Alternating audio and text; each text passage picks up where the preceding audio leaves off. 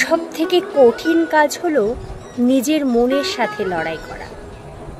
এই লড়াইয়ে তুমি কাউকে সামিল করতে পারবে না, কাউকে বলে হালকা হতে পারবে না। তোমার নিজেকেই নিজেই সামলাতে হবে।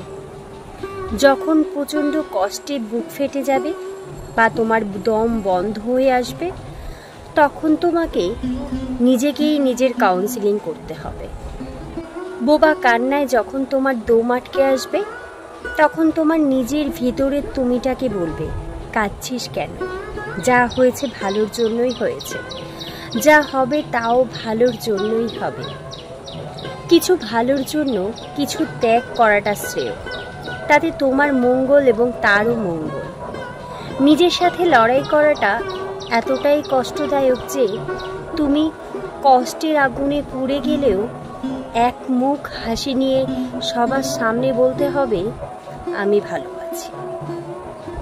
অপরাধ না করেও বুকের ভেতরে যেমন কেউ হাতুড়ি পিটোচ্ছে, কেমন যেন একটা অপরাধ বোধ অনুভব হয়। খেতে পারা যায় না, ঘুমোতে পারা যায় না, কারোর সাথে কথা বলতে ইচ্ছে করে না। লড়াইটা হয় শুধু নিজের সাথে, শুধু নিজের মধ্যে লড়াইটা হয়।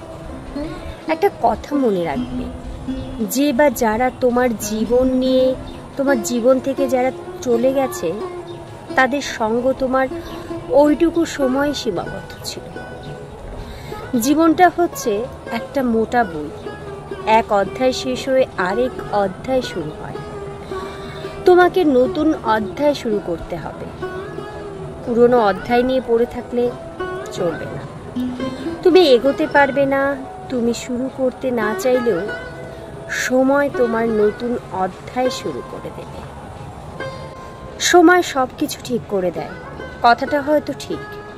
আমার মনে হয় তার থেকে বেশি চোখের জল সব কিছু ঠিক করে দেয়। চোখের জলের ওজন অনেক বেশি। এক ফোঁটা চোখের জল ভেতরটাকে অনেক অনেক হালকা করে দেয়। নিজের সাথে নিজের লড়াইটা অনেকটা সহজ হয়ে যায়। চোখের জল ফেলতে ফেলতে যখন দেখবে তোমার চোখে আর জল পড়ছে না, তখন বুঝে নেবে তুমি জয়ী হয়েছ। চোখের জল এমন একটা জিনিস যা সব কষ্টকে কমিয়ে দিতে পারে। যারা কাঁদতে পারে না, তাদের কষ্ট বলে বোঝানো যাবে না। আমি বলছি, কষ্ট পেলে কাঁদো, চিৎকার করে কাঁদো।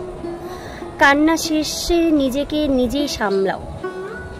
তোমাকে সামলানোর জন্য কোনো লোক থাকবে না।